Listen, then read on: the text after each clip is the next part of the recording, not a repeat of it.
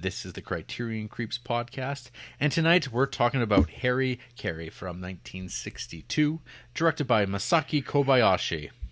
And we are joined by Patreon co-guest host Justin Peterson. Hello again, Justin, for your third time. Woo. Howdy. Hi. Samurai traditions. times. So what's this Harakiri all about? The tagline for this film. The world has never understood why the Japanese prefer death to dishonor.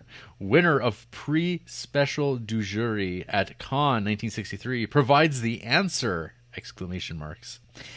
Aging samurai Hanshiro Tsugomo arrives at the home of Kajiyu Saito and asks to commit a ritual suicide on the property, which Saito thinks is a ploy to gain pity and a job.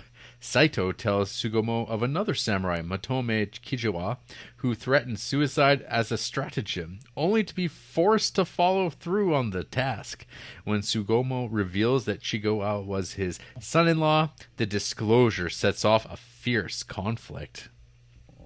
So, first of all, was that the Letterboxd tagline? That is the Letterboxd synopsis. It's a pretty lengthy one. Yeah. That lengthy bit from the Aging Samurai on.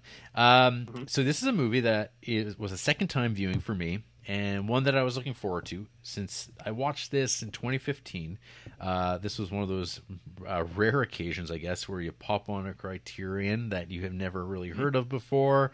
You go in with moderate hopes, like, oh, hopefully my $40 I spent on this blindly will pay off, and this will live up to the hype, and did in spades for me. As this got one of those rare 5-star count it reviews on Letterboxd where I was like, holy smokes, this thing rocked my socks in a lot of ways. What else did it do? I don't know. Just rocking socks that takes a lot out of a movie. I mean, it didn't ninja scroll you? It did not ninja scroll me. It did not. Damn. Genitals are intact, RJ. Damn. Yeah. Okay. Sorry. Continue. It's not that kind of affair. Jeez. So wow. Yeah. So I don't know. So I've been wanting to rewatch it, and here was the opportunity as we got to it fairly quickly compared to other movies that I would like to rewatch someday in the Criterion Collection. And my fear, of course, was, will this hold up? Because recently, when we rewatched Sword of Doom, my first time viewing of that was also really, really positive, and I thought that movie was amazing. And on rewatch, it was like, oh, this movie's okay. So I was like, oh no, am I going to get Sword of Doomed here? Is Harakiri not going to live up to my memory? But we'll find out. So what about you two? What do you know about this Harakiri? I mean, Justin, what brings you back onto the show to discuss Harakiri? All right. So when I first came on the show about a little over 2 years ago, came on for Fear and Loathing in Las Vegas. Freaking love that movie. It is an essential for my upbringing as a human. Then I wanted to come on and talk about something I'd never seen before, but was quite curious about. So I wanted to talk about Diary of a Country Priest, which I enjoyed, but overall, it was okay. And now Harakiri. What did Justin think about this one? So this is one I've always considered a little overrated in my book. And I get really annoyed on the Facebook profiles or the Facebook Criterion pages when everyone's like, hey, what's the best samurai movie out there? It's like, oh, Harakiri for sure. And I'm much more of, I think Rand is one of the best samurai movies out there. So for some reason, I'm just one of these kind of persons where if a movie didn't really strike right for me and everybody's praising it, I get kind of annoyed by that. So that was kind of my overall takeaway from Harakiri. And so, but I have a list on Letterboxd where I say, Criterion second chances. So I have a handful of movies on there. I mentioned a few of them last week when I mentioned Army of Shadows. All That Jazz is on there. I watched Three Colors Red twice, and I'm still a little that didn't sway me. But yeah, we'll see coming up soon whether the second view of Harakiri, floated my boat. Okay. RJ? Were you talking to me? Yeah. This is just about what I knew about Harakiri. What are you coming in with this? Okay, literally the only thing I knew about Harakiri was that Will Ferrell sketch where he's playing Harry Carey, the sports announcer. And as a kid, I always heard of Harry Carey and Seppuku, and I always thought they were referring to that Will Ferrell sketch. And I was like, that's not the best SNL sketch I've ever seen. I was like, there's not that much to it. But that's also because I don't understand feudal Japan, Jarrett, which has been pointed out by many people. Critical element here. I'm learning. Two people. Two separate people have told me to be educated on feudal Japan, so I'm trying. But no, the only thing I knew about this was I think like did you watch this just before we started the podcast? I think so, yeah. Yeah, because I think when we were like in early grumblings of like maybe starting the podcast, I remember. Let's make the biggest mistake of our life and start a podcast. Yeah. Yeah. Before we ruined our lives and ruined other people's lives. Watching the Criterions one by one in fine order. Mm-hmm. Before we ruined a bunch of lives, we'll say, because we can't put a number to it. A bunch of lives. What happened was. I remember we did talk about movies and we talked about Criterions, and I think you brought up this one where you were kind of like, oh, I just watched Harry Carey, and you're like, this is what it's about. And I was like, that sounds cool. And you're like, well, if we start a podcast, we'll get to it in about 300 weeks. And I was like, yeah. I was like, that sounds cool. Not knowing the full what does that mean of what I took on. Yeah. So, no, I had known about it a little bit, mostly from your high praise of it, but that's it really. So this was a first for me, first time watching. Yeah. After I knew that you liked it, and once we started, I was like, I'll get to it eventually. So I never looked into it past that. Yeah, that 300 weeks is like, well, there's gonna be some Pepe Lamocos along the way. There's some Pepe Lamocos in there. There's some Gertrudes in there. There's all sorts of things. I'm just waiting for the Gertrude boys to come after us. Le Million. That's the French. That's how we do it up here. But Henry V is considered an essential art house classic on the Criterion channel. There you go. There's all sorts of art house classics on the Criterion. Henry V is like anything but art house. It's like it's such a movie. It's just such a movie in the worst ways possible. And he's just walking around. Hey RJ, the play's the thing. You hear me? Yeah. Is it? Okay. So this movie, Harakiri, it opens up with this anonymous Japanese narration reportage over what that sets the tone like in such a like cold, calculated way, because you're just kind of like anything can happen because you don't know who's telling you this. It's just like, here's a story from the annals of time, and it's like, I don't know, anything can happen. It's one of those weird little subtle touches where other movies deploy it, but when I was like paying attention to it here, it really sets the tone that this movie is going to be taking you to some dark places, because after the narration kind of explains what's about to happen, in the sense of like, this character is approaching this house and this is where we're going to leave things and just tell the story from that on. You get the like kind of opening credits where you get this like stringy acoustic twanging sound from like the score, and it just like sets you on edge immediately, because it's like this very discordant, and there's all these shots. It's a showcase of like the building of the estate, I guess, that we're going to be spending a lot of time in, and it's completely without people in these establishing shots. The camera's just roving around, and the titles are coming up in this like ding on ding on ding on ding ding ding, and you're just like, what is this? Like, what this is kind of stressing me out a little bit. Like, what kind of movie is this Harakiri all about? Because I know what Harakiri is, but it's like, what's going to happen here? And so it establishes the location pretty well, so you have a pretty good sense of where your action's going to be housed for the next 2 hours and 15 minutes, I think this movie is. And then you have this suit of samurai armor that is just housed, and it looks like, I mean, I think, is it Rand Kagemusha? Like, I think we talked about RJ when we talked about Kagemusha, where like the artwork, the poster for Kagemusha kind of like spooked me out as a kid. Because you're like, oh yeah, what is this? Like this horror movie thing, this like gigantic monster man in this like crazy armor. Like it's supposed to be intimidating armor, and here it's like, oh no, it's that spooky samurai armor. That like it's like devil horns. Yeah, and like those weird like the weird like little like mustaches that they have. They of course if they add to the armor, and you're just like, what's this all about? who's that guy? Where's the is this the warlord? Yeah, well, and that was all Kurosawa's art, right? What's that? That was all Kurosawa's art, right? In Kagemusha.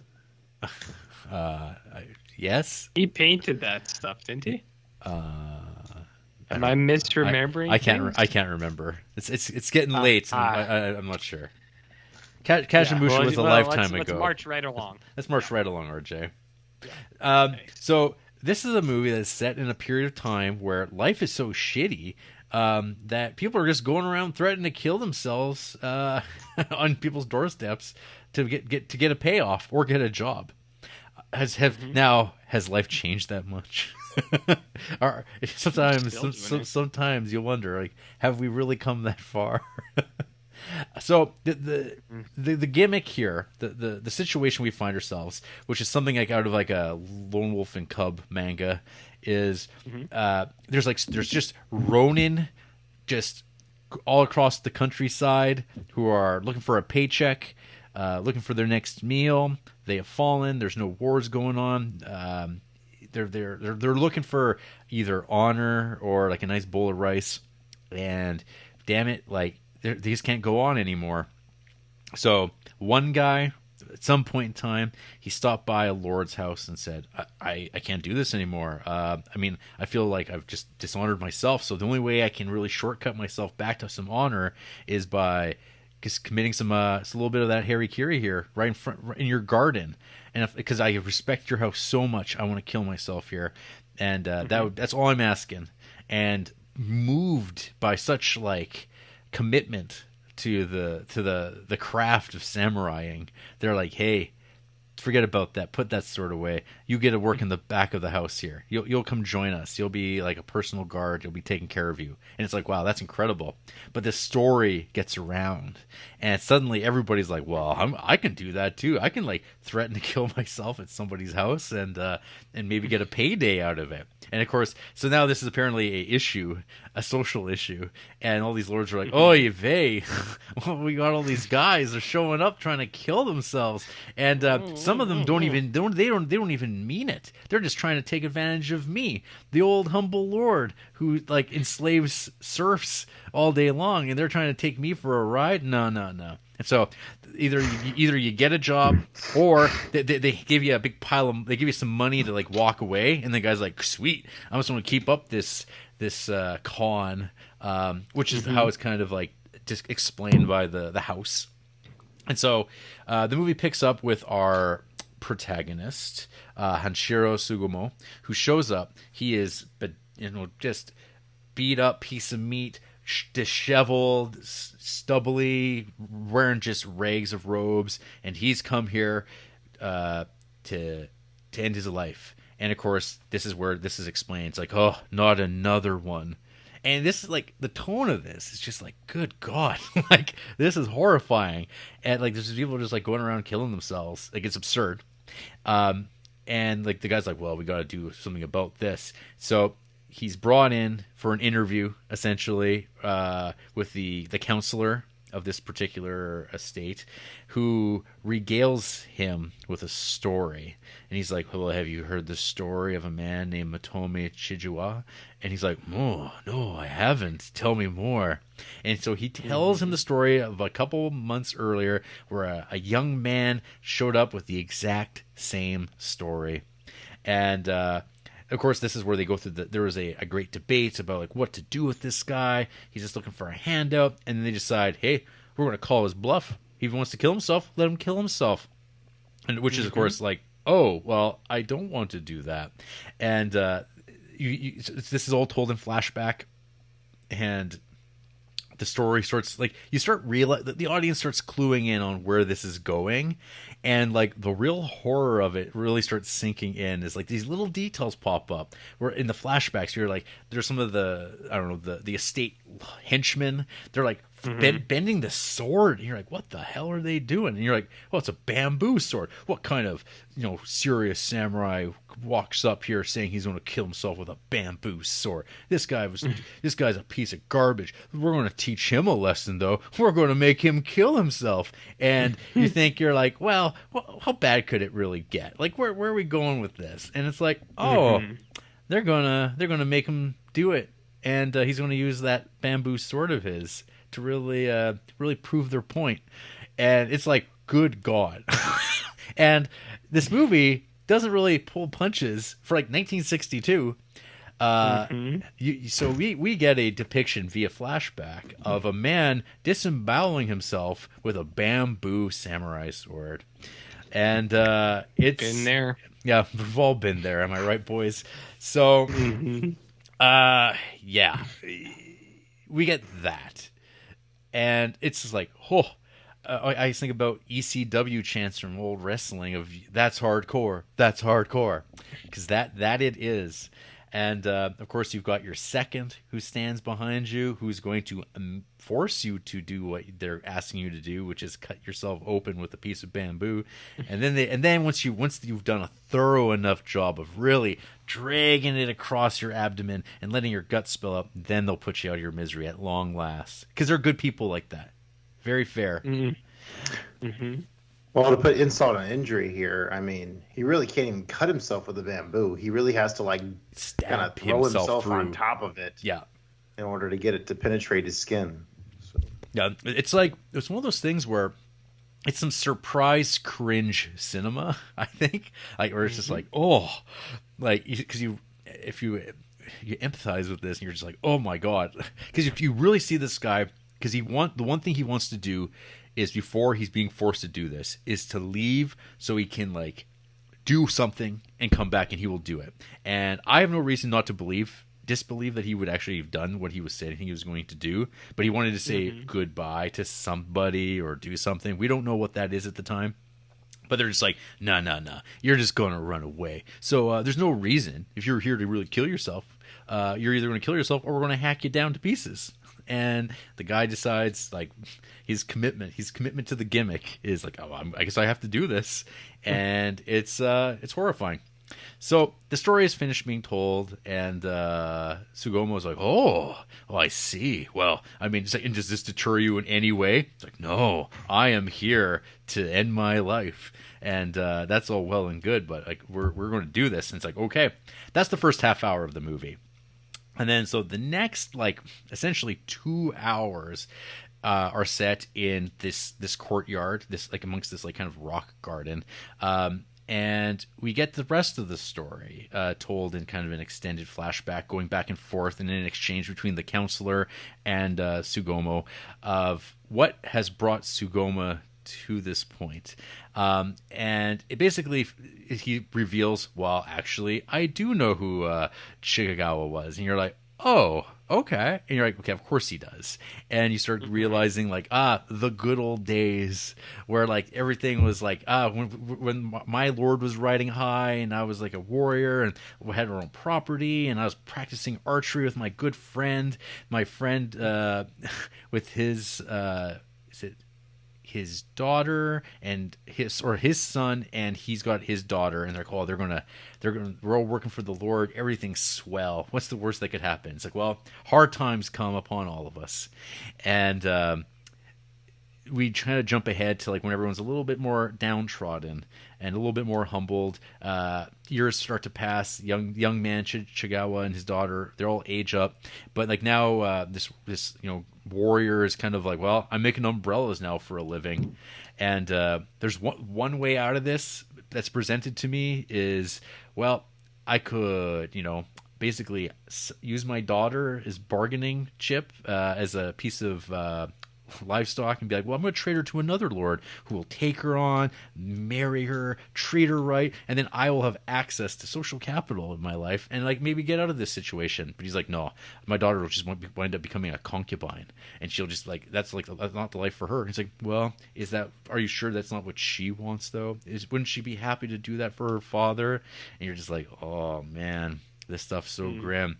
So instead, he's like, nah, I'm not that kind of guy. He's a modern guy, a 20th century man with her values, not this back when we were just like, yeah, my daughter, she's just a piece of like a playing chip that I'm going to advance my life. So he instead has her marry the son of his friend who killed himself when everything went crashing down. And when he might have killed himself when everything came crashing down, he was made a promise like, hey, you got to make sure you keep care of my son in all this deal. So he's like, well, I got to keep this up. So you're like, this movie just starts layering on the shit on this guy about honor and doing the right thing. And it's like, this movie does not relent. It's like layer upon layer of like life choices and like compromise and like putting on the weight of like why he's there to kill himself now in the estate is because, well, he has to make good, I guess, on the thing that he's let his friend's son die horribly.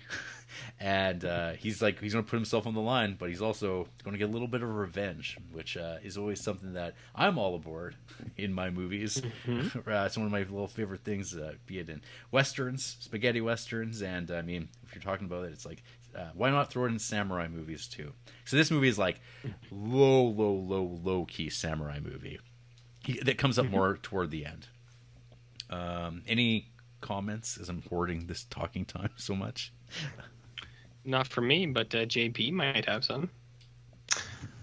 Yeah, sure. I guess I could interject some stuff. So yeah, the first time I watched this, I found this is definitely a slow burn, which I had kind of brought up last week. Where it really kind of dishes out each one of these details in kind of melodramatic, agonizing detail. And this time I definitely felt more engaged with what was going on just because this is a very extremely talking movie. So a lot of subtitles getting thrown at you. So knowing the story ahead of time definitely got me more engaged. But then that second half of it really hits. And yeah, the melodrama really piles on and piles on. And while I was definitely more empathetic this time, I'm probably going to cause you guys to get a bunch of shit on the the commenters here, but there's some stuff that I have some reservations with on this one. And this movie is like this huge test in like what human empathy is. And like at first, like you're definitely kind of with the shady samurais where they're like, yeah, this guy comes saying he's going to be, commit this ultimate sacrifice of killing yourself, Harakiri. Let's see him do it. And then the movie spends the next hour and a half or hour and 15 minutes or hour and 45 minutes really piling on the fact that you really should feel sorry for this family that got shit on here. But even though they themselves admit that going to put yourself out there in front of a house with honor or whatever, as the ultimate sacrifice, that's kind of a crummy way to do things, but they really had no other choice, right. Which they really pile on to the rafters essentially. Well, yeah, because they exist essentially in like this like crippling poverty, which I mean, the movie doesn't directly address it, but like, it's like, where is all this money and wealth going? There's not enough to go around, and these people are presented. It's like, oh, we're living in kind of dregs, but we got our honor that we're kind of allowed to live on. And then when they're kind of like saying, oh, there's these people going around, and they're like saying they're going to like kill themselves at people's houses, which is like ridiculous if you think about it. Like people are that hard up that they're like, well, this is how I have to make a living. It's like I have to like go place to place and say I'm going to kill myself here unless you pay me off. It's crazy, and you then here they're like, well, the one guy, his last desperate move for his like child who's like has this fever because they can't afford the doctor, they can't afford the medicine. I don't know. It's part of it. This reminds me of when you said melodrama, because I think about like one of my other favorite directors is Lars von Trier, when he's like at his best, because he kind of works the same way, where he just layers things on in such a way, and like he presents like people at their cruelest, and like in this kind of this darkness that like kind of permeates things. Like he makes his movies often from a place of depression, and I feel like Harakiri is like definitely seated in the same mind space, I guess, tonally, as like that type of movie, which is like why like this movie clicks in a with me subtle so Japanese much. way. Yeah, I can definitely dig what you're saying there. Yeah. Well, so as the story is being told, like as Sugoma is like going through, like, oh, here's like how we got to this point. There's a thing where it's like he's kind of like buying time. It seems, where he's like, oh, well, I want to have a proper second who really knows how to cut my head off when I do this. It's like, where's the guy who does it? Who's like, where's this guy at? And they're like, oh, he called in sick today. Well, go get him. And he runs off, and then he runs back. Oh no, he's really sick all of a sudden. Oh, he was fine yesterday. And they're like, well, what about this other guy? And it's like he's Columboing, I guess, and it's like drawing it out. And he's like, well, go check on him. Oh, that's weird. He's sick too. And he's like, oh, what about number 3? And suddenly they realize there's something amiss here. There's something else going on. So the one thing I like about this, so there's like this thing that I noticed in a lot of these like kind of period piece Japanese movies, where there's this affectation, I think, in their acting theatrical tradition of like these drawn out, but this movie leans into it because there's an intention to it. It's not just kind of like there's not this like obvious like consideration thing where it's just like, oh, they're just doing this because this is the style. It's like, no, there's a reason though, too, because it's adding to this like irony, the dramatic irony of the whole scenario. Of, for sure, right? So I think it's really well done. Like it serves a purpose, I think, here better than some movies where sometimes you're watching it, you almost like chuckle at like the stereotype of like, and this is like everyone's thinking, and it actually you're like, oh, they're actually thinking about their responses, but they're also there's that like that mask of civility that like they're wearing, which like leads itself to like these like moments of just like absolute like pouring the salt in the wounds. So I mean, to kind of like jump ahead a little bit, so the story continues being told of like the family. So he gets his son or gets his daughter to marry the son of his friend. They have a family. He's going to be like a teacher. Everything's going to be great, but it isn't. They just get poorer and poorer, and everything gets more and more run down. The child's getting sicker. Desperate times, desperate measures. He has to go off, and I got one last gambit. I want to make some money here because I heard this might work, and he doesn't make it home alive ever again, because you find out how Tsugomo found out that his son-in-law, who he's supposed to like protect and watch over, has met his end, because these 3 guys show up with the decapitated body of his son-in-law, and he's like, oh hey, here he is. And they tell him the story. They tell him how he got there and how, he's very honorable how he did this. Oh, here's the sword that he used. And like all these things, like we all know about it. But you're like, oh my God, these guys deserve to die so bad. Like, so the one thing that I'm thinking about a lot with this movie, and like when you're talking about slow burns, and I was like thinking about the pacing in this and the situation and the revenge, is like, this is like, I don't know, I feel a lot of Tarantino vibes watching this movie. Like it's just like the way that like he often draws out these conversations where there's like violence at the end of it. The scene of like these 3 men hovering over this like grieving widow, grieving father-in-law, dying child in the back, the wideness of the angles in these spaces, and it's just setting this up. And there's this like very deliberate dialogue. It's not obviously stylized, and it's not like this like love letter to cinema kind of thing that Tarantino would do. This movie is just like, we're just telling the story. There's no like there's no flourish to it. This is just a raw tale of like getting you on the same page of just like how horrifying these exchanges of I don't know, power, like how power doesn't, like people in power have like the way to do something positive or change something, and they decide like, what is this? They're trying to take advantage of me. And then they punish you because they can. And that's kind of what this leads to, where finally, when it kind of keeps building and suddenly the story ends and he's like, the promise he made was like, hey, I'm going to kill myself at the end of this. Don't you worry.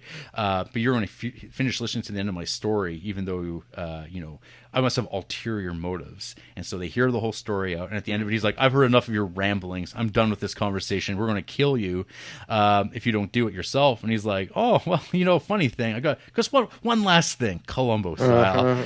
And a few one last things. Yeah, one last thing. Yeah, out of his kimono, he pulls some top knots, which, like, I don't know. If you've watched enough samurai movies, read some samurai comics, it's like, oh boy. This guy, he's done the one thing. So the reason why this is important is because his proposition in this is that the honor that these guys say that they're like, they only did it out of honor because they had to uphold the house, they had to uphold the samurai code, and this guy was trying to bullshit and like, grift them. And he's like, no, we made a point because we believe in honor in this house. That's what we're all about here. And he's like, no, you're not. And they're like, oh, yes, we are. Oh, yeah. Well, here you go. Here's the top nuts of your guys who all called in sick today. And instead of doing the honorable thing, which would be also gutting themselves, they're all pretending, and they're going to hide out for the next, 3 months until their hair grows back. I don't know how that plan's going to work out.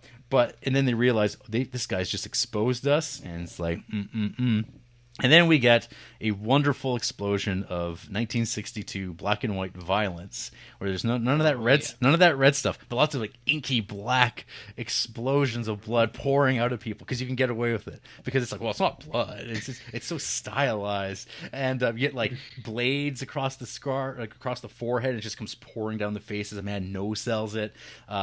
We get like kind of like a stylized, also kind of realistic sword fight where people are very afraid of actually engaging in sword fights. Just before that, we also get a kind of a condensed like flashback of the sword fights themselves, which are like, the one is like hilarious, of a man like walking around an empty courtyard being followed, and there's like nobody around. And then you get jumped to the next one where it's like a very truncated like battle with a man, like it's like kind of like more of the struggle of like picking off that top knot at the very end, and then you get to like the more dramatic, drawn out big fight on a windy day out in a grassy field, even though the guy gets a drop on him. And I don't know, I kept thinking about Michael Madsen in like Kill Bill in the way that he shows up. The bad guy in this is like, this could be a David Carradine like figure. These monologues that they are all delivering all the time. And then, so the movie reaches its conclusion. The bad guys maybe don't get their comeuppance. The worst do, but one man's left alone because that's what happens when you're rich and powerful enough. One man lives to his word and commits Harakiri. There's this thing about like, well, you can erase the past. You can just like pretend that this never happened, and like everything's on the up and up. It was like almost all for nothing. It was just this minor little story in the end of things. You have this like montage of like the camera pouring over the violence, and I was like, man, this is like Travis Bickle stuff. This is Travis. This is totally Taxi Driver. Like the panning over of this like big like final like onslaught of a man rolling through and killing people, and dying or driving a cab at the end in a coma, whatever you want to think about Taxi Driver. And then you're left with this final image, though, of this empty suit of armor, this message about like the hollowness of this samurai code.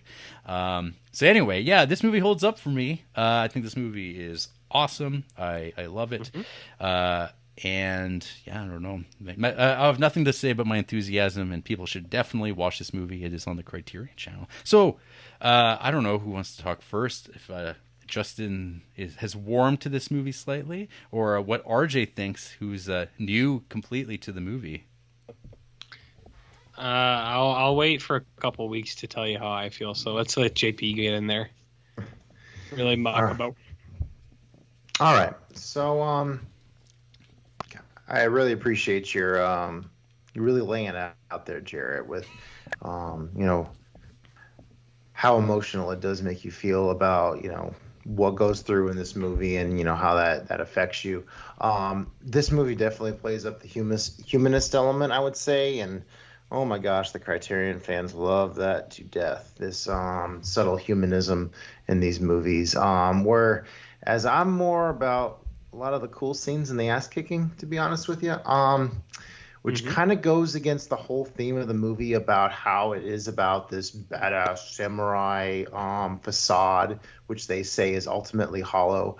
It was interesting how you were talking about like how these guys that he essentially defeated, are just kind of like saying they're sick at home instead of, committing Harikiri themselves. I'd never really considered that as much, so that's an interesting thing to kind of think about now. Yeah, I'm really curious to see kind of where RJ falls on this, because I'm quite torn because it is a real slow burn where it's just like you find out something and then you hear about it again and you hear about it again and you hear about it again to really pile on that empathy. I mean, no denying the last half hour of this movie is completely badass, and I really love the style of it, but the fact that it's weird because generally I like movies where it is very over the top with how it's presenting things, but at the same time, the melodrama there it's just a lot. So things get a little bit over spun. Um, but yeah, give me some reprieve, RJ, of what your thoughts are. You want to hear what I think? All right. What a rare treat. All right. Every week on Thursday morning.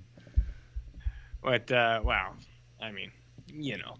All right. So I think the samurai stuff for us is it's usually 50-50, right? Like there's half the samurai stuff we've been real on board with, half of the samurai stuff we're like, whatever. So I knew going into this one that J Dog was a fan, but as most people know, that all that does is make the movie even it's got to climb even more hurdles to impress me, because impressing old J Bones over here is that's already strike one against your movie. Do you sit But back with your arms across your chest and go, hmm? So you think so you then, think you're a good movie, huh? say, well, I guess we'll have to find out.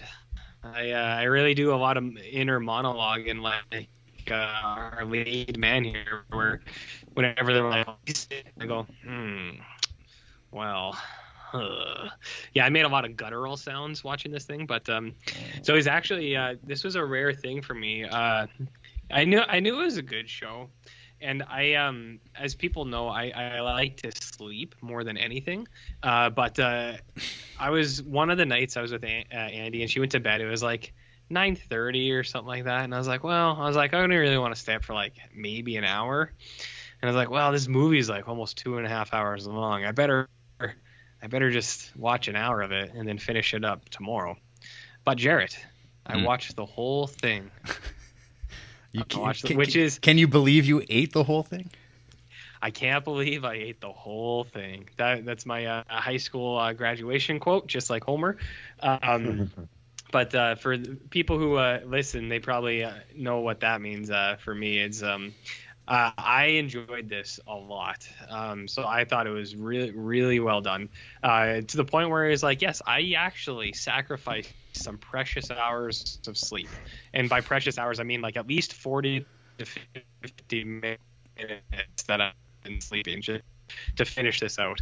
Where like even I think like I can't remember, like midnight or something, Andrew, I was like, where are you? And I was just like, I'm watching the movie, man. I was like, it's good. I was like, I'm just gonna finish it out. It's almost there. But no, yeah, I really enjoyed this thing. I like, there's a lot of the setup to it that I like. I like the story inside of a story thing. I like the kind of big grand, like this is what happened. And like it starts out and it's like, this isn't a happy story, but this is the story. Are you here for the ride? Let us have it. Tell us the story. And it goes, all right, well, you asked for this. And that's kind of like the movie in general, where it's like you're told it's something bad, but then it's like, do you want this? And then people go, yeah, we want it. And it's like, okay. And I think it works really well on both sides, where I actually think there's a really good kind of balance between this samurai house and the horrible thing that they did collectively as a group, and then this guy who comes in and kind of like showing them where their opinions, their perspective of this is, and where it actually is, where it's like, no, it's kind of like, no, you are the bad guys of this story because of these things that you do. And I really like that a lot, where kind of like what Jarrett was saying, where his whole thing is just like, he's like, you guys say you're this big noble house, but you did this thing which you shouldn't have done, because basically you were annoyed that this guy was here. And So they it's did like, it with the number one, intent of being like, hey, we're the place that put an end to this bullshit. Like they were like, Yeah. there was a pride in it, and then they wanted everybody to know what they did. Yes.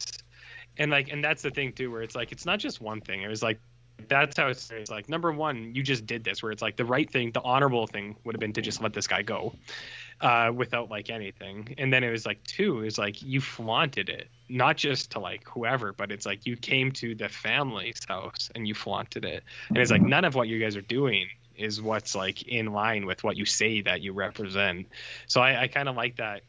And then his third point is like, and he's like, you even having me here right now is again a bad thing to that. So I really kind of like the like, as you put, the slow burn, the long haul aspect of this, where it plays out. And like when you watch it, like you do like, I think formula has been copied so much where watching it you're like, well, obviously there's more to it than that, and you're like, yeah, that's fine.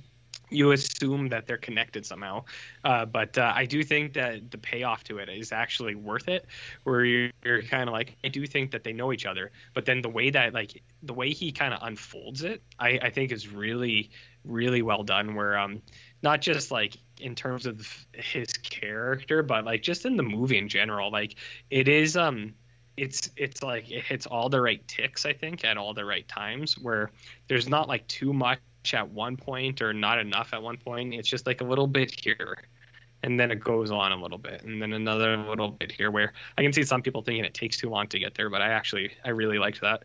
What else was I gonna say? So like, just in terms of big themes, I think that's awesome. I'm really on board with that. I think the movie looks great. I think it's well acted. The only thing that I was a little bit bummed out at was that Toshiro Mifune wasn't in this, and I just assumed he would be.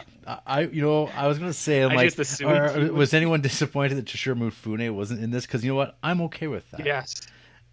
I mean, I was. I mean, I think it's a great movie aside, but like, so the guy who's the lead, he does a great job, but the whole time I was like, this is Toshiro Mifune. Oh. You know, I just wonder.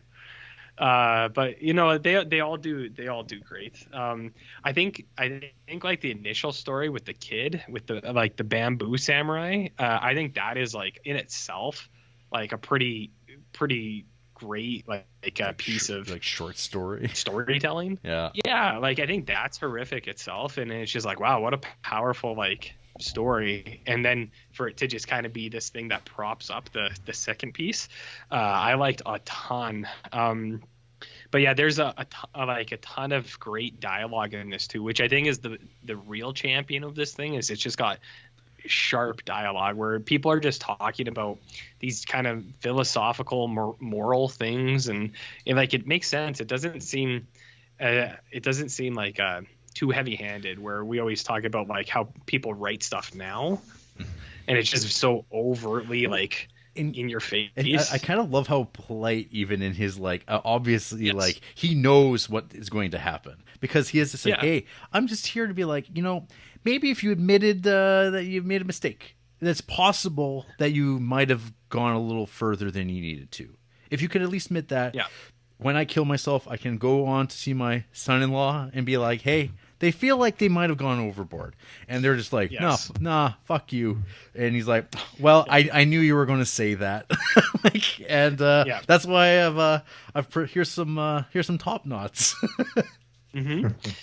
Yeah, and that's what I mean. I think it's so like it's very well done in that sense, where like they're building into this, and like he knows where they're gonna go, and he just kind of like he validates his whole purpose of being there. He's just like, I knew you were gonna do this. And he's like, and if you didn't, I would have just went along with it, and it would have been fine. He's like, but you forced my hand, is his thing. Yeah. There's a real interesting political context here to where, like, you have a lot more conservative people. They'll judge somebody that's sitting on the side of the street, begging for money, and they don't take into account what got them there. They just assume that, hey, you didn't do this, you didn't do that, like I did, in order to set you up for success. And so it's an interesting question of, why didn't you do the right thing compared to what you actually went through? So, and what this movie does a really good job at is really bringing you through the ringer of what brought this person to this point to finally say, I have to fake this, wanting to kill myself in order to get this hand out, which, it's an interesting thing to chew up a little bit. Because, I mean, at first hand, I'm kind of on board with the Klan saying, like, hey, what's he doing here, bearing false witness, essentially, doing this. But then, I mean, it really does hammer, bring you through his whole, story of what brought him here. I mean, there's that, lovely scene of him picking up his grandson and, playing with him. And then you get the agony of seeing not only his daughter get sick, but then the kid gets sick, and they both end up dying. So it really, really piles it on there. God, let's see here. I guess I wanted to say that the fact that I like when it comes to these samurai movies, like, I do love, like, the badassness, but I guess the director's name Kobayashi, right? Yep. He's really a humanist filmmaker, to where his underlining theme here is, like, what it doesn't matter, these swords and this armor, people are what matter. And so it's an interesting thing coming into this as a movie lover, wanting to see the badass stuff, but being told that doesn't matter, people are what matter. So that's an interesting thing to kind of swish around in your mouth as you're taking in this, badass samurai movie. Well, because I imagine that, I'm not sure what because I don't do research what the movie landscape was like in Japan, where, like, how many, like, samurai movies were coming out at the time, and, like, this is the equivalent of a period picture, right? Where it's just like, oh, this is just a depiction of feudal Japan in, like, one of the various, like, dynasties, and instead of, like, I guess, like, a lot of the stuff that we're just accustomed to are the samurai excitement genre movies, and so this is kind of like, okay, well, here's that, and then this is, like, kind of like, oh, hey, let's do more with that trope of, like, and then they find this, like, horrific, like, I'm not sure if this is based on, like, an account in history of, like, this, and then just drawing on that and being like, hey, here's, like, a horrifying tale from, like, the past, and about, like, that might be relevant to contemporary life, that happened to be, like, then people gets people into the theater because they are maybe going to see, like, some samurai swords. And it has this amazing poster. The Harakiri poster, I think, is really very graphically interesting, because it literally is, like, the cuts, right? It's, like, across the torso and down the chest, and you're like, oh, that's someone's stomach, and it's red. Oh dear. And you're like, what is this Harakiri? It's like, this sounds like it's going to be like a gore fest. Or, like, what is this? Because it sounds mysterious, from like a being, like, a foreigner from Japan. Sure. Or not of Japan. So it's like, what is this mysterious kind of movie going to be? And then it's like, but here's a story of just, like, of when, like, this, like, deal comes where, like, this man you find out is like, oh, he was just trying to, like, feed his family, and he basically was killed. Like, but even though they made him kill himself, and under this pretext, and it's totally sadistic, because, like, they're, like, looking on, like, excitedly, and like they're like, there's no, like, oh, maybe this was a bad idea. Like, this is horrific. They're just, like, laughing about it at the end. And that's, like, when you're like, oh, man, these guys are going to die. They're going to get it. And then you get the, I guess it's, like, kind of the Unforgiven thing, where William Money says, it's a hell of a thing killing a man. You take away everything he's got and everything he's ever going to have. Which, like, this is, like, I mean, a humanist sentiment, because it is, like, what it is. It's like, that's it. Death is death. And this is, like, yeah, whatever this person was, it didn't matter. It was about proving a point for this, like, concept of honor, whatever that is. And it seems like it's completely arbitrary in the eye of the beholder. And I mean, it is the absurdity. I mean, like, obviously, like, one of the cliches I think that we have with Japan is like this honor thing, and like the samurai honor code. Like, you watch these movies, it comes up over and over and over again. You're like, wait a minute, this guy just did this one thing. He's like, oh, well, the only way to get back my honor is to kill myself. And you're just like, wait a minute, slow your roll. I think there's other things you could do, but that's a different worldview altogether. And so this movie is just exploring that idea of like applying this, 20th century perspective onto this like harsh world view that just seems like, well, this should be obvious. Like, this to us, it's just like, this is like, well, why does it have to be this way? Maybe we should question all these systems that we take for granted. I don't know. And it would be so fascinating to get more of a perspective into this whole culture of, honorably killing yourself. I mean, this wasn't only in the samurai days. I mean, you had the kamikaze pilots in World War II doing the same kind of stuff. Yeah, I mean, that's kind of like that when they were embracing this warrior code, right? But for like kind of nationalistic purposes, and like this became like this honor. Like, it was like we wanted to embolden this. I mean, that's like the Seijin Suzuki movies we were watching, like Fighting Elegy, which is like about like these camps where they are indoctrinating like young soldiers into these ideas that like you have to die for the emperor. And it's just like, and it's like the same. It played out. Mishima touches on that too. Which is pretty interesting. Oh yeah, 100%. Right, like that's like patriotism, which is like about like fetishizing killing yourself for an ideal. And I mean, it's one of those things. Is that not good? I don't know. Is it? I don't know. Neither here nor there. At the end of the day, like, it's Kobayashi definitely intrigues me as a director. Like, I haven't seen Samurai Rebellion or Human Condition, but I'm really fascinated to dive into those works. From a stylistic point of view, this really is very, very lush. I mean, the zooms really crank up some of the drama going on there, especially what's the term whenever the audience knows what's going on but they don't know? It's ironic drama or dramatic irony. Dramatic irony. I think. Yeah. What, RJ? Metaphors. That's all it is. There you go. The Dutch angles, really emphasize certain moments. Man, the cool battle sequence where they're following them through the graveyard is just freaking iconic looking. And then the wind rushing through the grass. And then you don't even actually get to see anybody die in these showdowns. Like, and a lot of these samurai movies, like I just got done watching Samurai Trilogy. I mean, it's really all about them like staring at each other for like, a few minutes, and then the one strike and somebody's dead. Yep. But actually, there was in a moment in Harakiri where there was actually a little bit of dueling back and forth before they cut away, and that the one guy lost. So some interesting going against, I guess, the norms of the genre there. Right. Mm-hmm. Hey, Actually, RJ. Oh, sorry. Go on.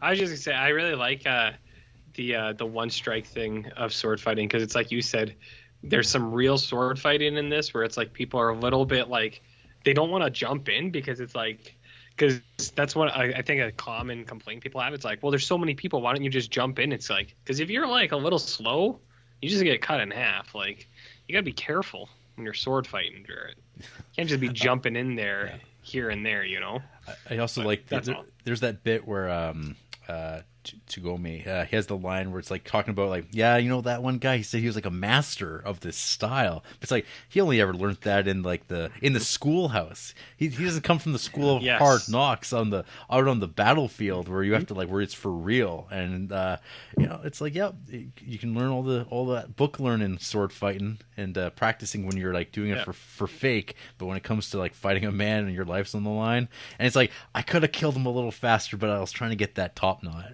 It's just like, it's pretty good. Speaking of metaphor, I really like the part at the end where like the head of the house is like talking about covering up, exactly what happened here. Yeah. And then at the same time, they're combing the rocks or whatever, covering up, what, so forth. So, pretty great metaphor to end it there. And that haunting like music comes back, and it's just like, it's like unsettling because you're just like, like nothing was resolved, but at the same time the story is told, because it's just like, I mean, the work was the exposure of this idea was done, and that was what it is. But a man died, and you're just like, well, that's part of the story, I guess, is the sacrifice was for that purpose. Hey, I was going to say, RJ, so which Masaki Kobayashi movie do you prefer, Harakiri or Kwaidan? Man, it's hard to put up two titans of cinema like that. Are there similarities? No, I don't know. They feel so different. And then these are entirely different movies. Well, and if you want to see Masaki Kobayashi and Toshiro Mifune, Samurai Rebellion, we'll be talking about it in a month, I think, or so. Before you move on, you were mentioning about how he did this whole thing just to expose the people, and I just want to say, finally, someone recognizes that exposure alone is worth the price of admission. See, Jarrett? Mm-hmm. We will host anyone for exposure. Exposure. Okay? It's about sending a message. Sending a message. But anyways, you were saying... Well, I was going to say, I don't know, are either of you aware that there was a remake of this? Not until Oliver Granger mentioned it last week, and it's available with ads on IMDb TV, but I did not get around to seeing it. That's okay. I watched it on Tubi. Yeah? Yeah. So some Takashi Miike? Well, I saw you watch it, Jared, and I was like, I don't want to be left out. So I looked it up, and it was on Tubi with ads. So I was like, oh, whatever. So I threw that on. It was actually not bad quality. So I didn't watch it, though, RJ. I watched it 5 years ago. What? Oh, I think maybe Oliver Granger watched it today then. But I saw that you had watched it. I have watched it. I think I just assumed you watched it recently. I did not. So I watched it today. I didn't. Okay. Well, that's interesting. I didn't know that. So because I had seen it like 5 years ago. So I saw it a year after I watched the original. And my memory of it seems to be echoed by some reviews of it too, is that superficial.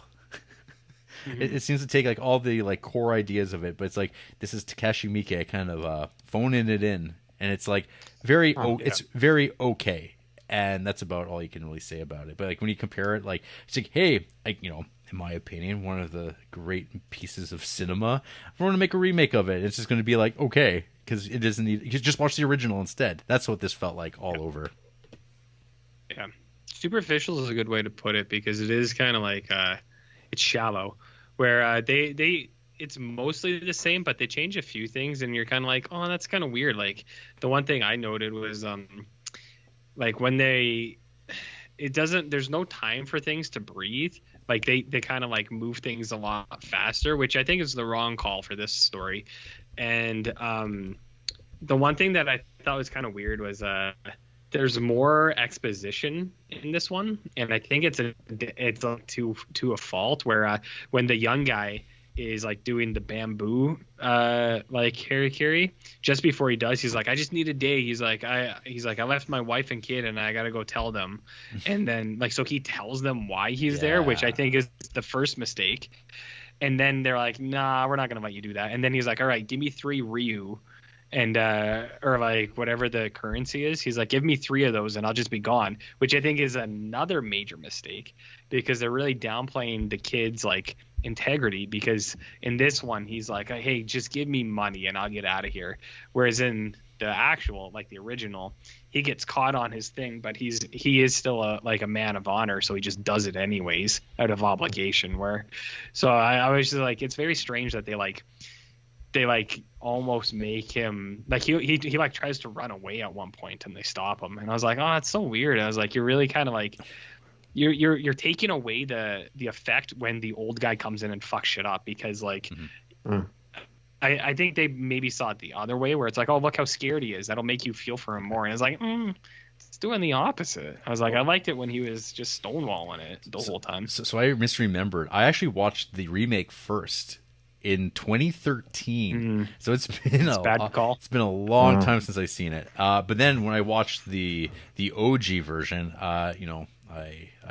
that left an impression. So I think I saw someone actually comment on your Letterboxd review saying, hey, I watched the original or the remake without knowing it was a remake. Should I still watch the original? Will it impact it? And I can say, it won't impact it at all, especially if it's been a while. It's like, they're just very different. One's like a contemporary movie from 2011, and it makes all the mistakes that a lot of contemporary movies I feel make when remaking things. They're like, well, I think this is the best. It was like a Browning version. Yeah, no, it is 100%, and that's what I said to that guy. I was like, hell yeah! I was like, go watch the original because it's better. And where it's like, seeing this one doesn't change anything. Like I think what the original has more is it is like. It's just the melody of it, like the pace of it. Like it really, I don't know, it really sucked me in. Whereas this, the Takeshi Miike or the Japanese Rob Zombie version of this movie, it was basically like watching a Rob Zombie film where I was like, like there was no fuck-a-doodle doos in this, but I was like, it was close, close. Yeah. The one thing I did like more in this one, the one thing is that they got a couple cats, and there's one nice scene where it's actually like after all the massacre at the end, it's snowing, which looks beautiful. But there's one scene where it's kind of a wide shot of like the emperor guy's cat, or like the house leader, his cat's just on one of the pillows, just hanging out. And nothing bad happens to him. He's just a cat hanging out on a pillow. Aww. And they leave it there for like 5 minutes, or not 5 minutes, like 5 seconds. And I was like, what a nice little thing. Hot cat action. Hot cat action. So that's the one thing that the remake does better. The leg up cats. Yeah, the leg up with the cats. So just a nice little kitty just kind of hanging out. And I was like, that's what I'm here for, baby. Definitely curious to see it. I forget if I mentioned it from the OG. I think one of my favorite moments is the fact that whenever he's drawing out the story and we get this shot from the back of his head and he's like cackling like or whatever. Whenever he's dragging out the story on and on and on. Knowing the story this time, I definitely got more invested with what was going on. I definitely felt more empathetic with what was going on. The middle of the movie really kind of slowing down the pacing. It still kind of grinded on me a little bit, but I didn't find it annoying, which was really, a step up. I think the first time I would rate this at least a half a star higher based on this viewing, just because I was more invested with what was going on. But I still think it piles it on a little bit high. But I definitely I wasn't feeling annoyed this time. I was definitely feeling more empathetic with what was going on, but at the same time, I don't know. It's not the cinematic masterpiece that most people feel, and it's an interesting thing to think about. Well, we want to hear from who hates this movie. Yes. I wouldn't be curious what they would have to say. Well, let's find out, RJ. We're going to start off with GMM02031, half a star. Why does this shit have to overtake The Godfather? Cringe movie. This account has 2 films logged. Yeah. Harakiri and The Godfather. And the review for The Godfather just says yes. So is this a thing that like I don't know. I just assume that like not a lot of people actually watch Harakiri, but is this like the highest rated movie or something on Letterboxd? Is that like a bone of contention? It's in the top 10, I think. Okay, I honestly didn't know that. I don't know. It's stupid high on the IMDb and all the lists. Mm-hmm. Okay, I didn't know either. I don't know. I mean, I'm a fan. I don't know if I would consider it like. It doesn't make my top 10 movies personally, but I mean, I think it's like some top shelf stuff. Top 10 ever or top 10 Criterions? There's some pretty good movies. Like part of it is like rewatch. Like how often would I pop this movie in over? Like I mean, it wouldn't be beating out me watching like Wes Anderson movies or Videodrome. Like if you were talking about in terms of like just like that type of movie watching, which like at the end of the day, I'm like, well, I think this movie is like pretty incredible personally, but it's not like I love to watch it. Like it's like it's a really great like piece of movie making, and I'm like I really do think it's like pretty for what it's going for. For me, it just like it checks boxes. Like it just like I think it's like a super successful movie. I think it's better than Seven Samurai easily. Like I'd watch this over Seven Samurai all the time. But that's like I mean that's me. That's my anti Kurosawaing here again. I mean, but I do love High and Low. So I don't know.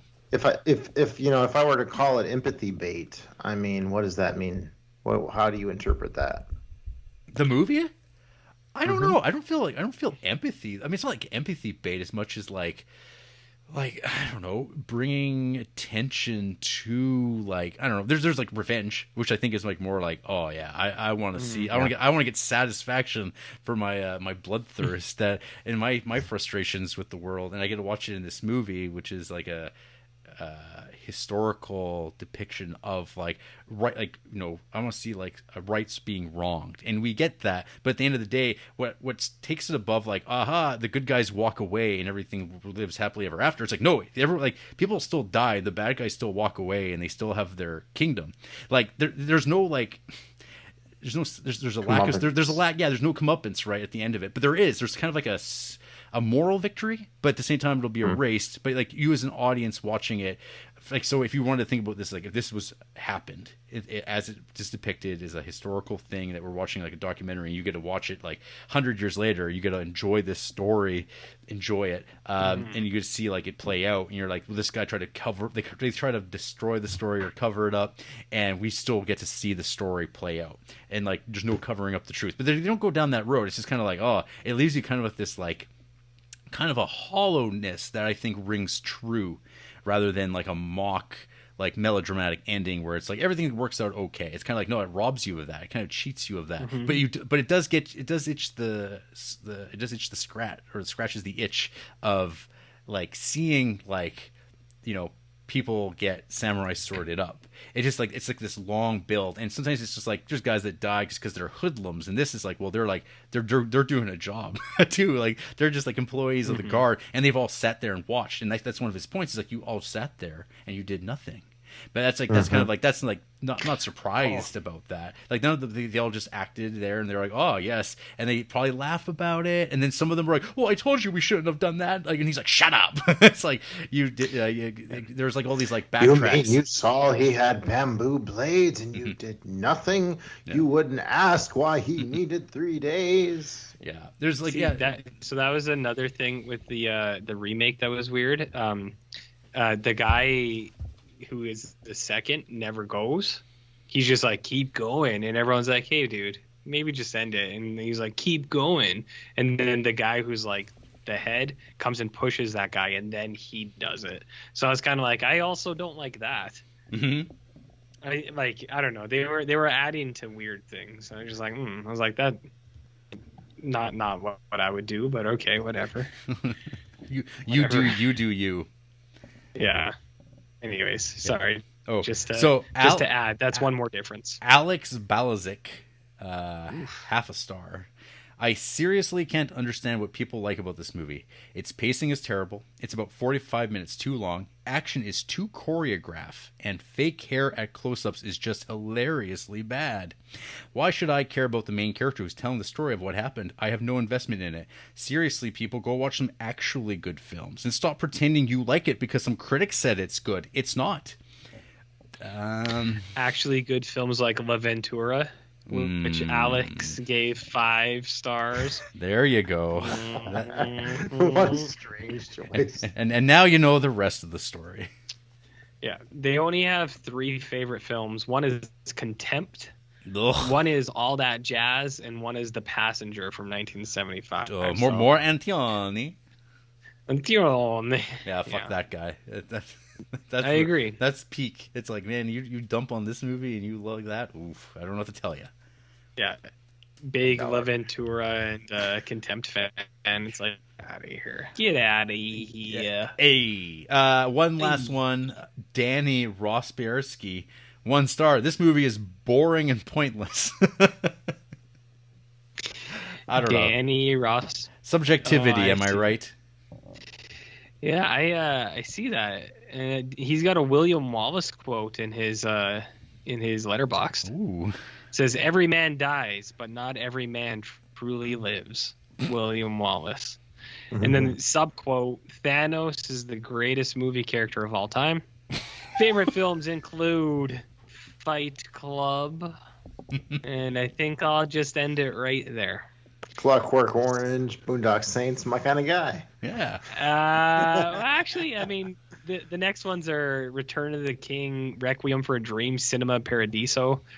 So I don't know, but they also 1-starred Come and See, which I haven't seen, but I feel like that's not a 1-star film. Nope. No, it's not. No, it's not. Yeah.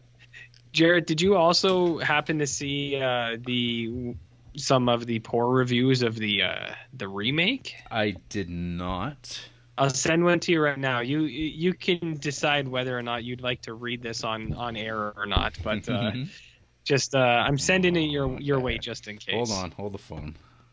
Ooh, 1.5 stars. I'm loading it up. Okay. Oh, Gary collection. I think he watched the wrong Harakiri this week. He watched the remake instead of the original. Maybe that's the gimmick. Uh-huh. Gary's always fucking up. Oh, goody! More black and white. Well, maybe he logged the wrong way. So, though not the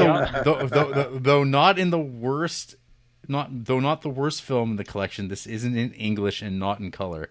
Two Huge Knocks, a movie about suicide, fake suicide, and forced suicide. A story as old as time. Man wants to die, but is forced to live for other people. Other people die, and instead of just killing himself, the man has to go on a spree of bloodshed. It's actually pretty good, but those syrup swillers in Canada don't seem to acknowledge me if I actually enjoy a film. Well, we don't really acknowledge anyone, to be fair, or try not to. Unless you email in. What if we hadn't watched? What if you hadn't clicked on that? It would be lost to time. Kind of Canadian swindlers? What? The worst kind. Syrup swillers. Syrup swillers. Yeah. Yeah. No, it's I don't know what to tell you. I don't know what to tell you. Any final words? I think this movie is pretty good. Pretty good. I give it a thumbs up. Thumbs to the side. Wait, hold on though. So this is a 4-star movie, right? Is that what you said? It was a half a star up from 3.5, which would make it 4, and 4 stars is a thumbs side. My goodness, Justin, how hard it is to impress you. Yeah, I'm usually the guy that's just like, hey, I like everything, but I mean, it's a slow burn. Has great style to it, but man, it piles on. I don't know. Mm-hmm. I get it. After the break, You're still doing a thing. I guess. I don't know. After the break, bloodshed, and we discover that all podcasts are hollow. I mean, nothing really matters, Jared. It's just a shell. It's all a facade. It's just a shell. Who gives a shit? Let me get my bamboo chopsticks. Ooh. Have some sushi. Those were certainly sounds. Yeah. What is this, Dunkin' hour?